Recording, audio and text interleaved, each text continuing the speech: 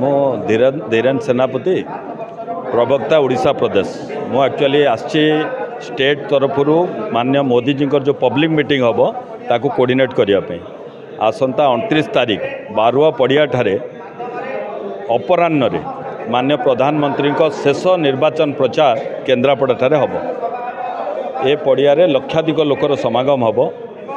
शेष निर्वाचन में तांकर जो वक्तव्य रहा ओडिशा राजनीति गोटे परिवर्तन स्वर शुणवे लोक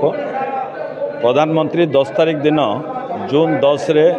भारतीय जनता पार्टी मुख्यमंत्री शपथ ने जोटा कहते हैं सत होगा जाऊँगी लोक परिवर्तन चाहूँगी भारत में जड़े विख्यात नेतृत्व बहुत बड़ परिचित व्यक्तित्व तो बैजयंत पंडा केन्द्रापड़ा जीति केन्द्रापड़ा प्रार्थी होती जो 7 जन प्रार्थी आमर विधायक प्रार्थी अच्छे से मजबूत प्रार्थी भी लोकप्रियता अच्छी लोक ग्रहण कर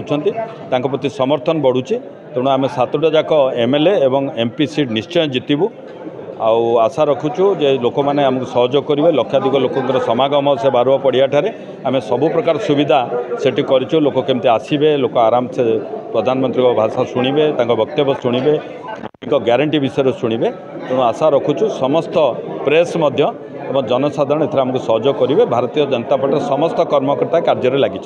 मीटिंग के सफल करने तेणु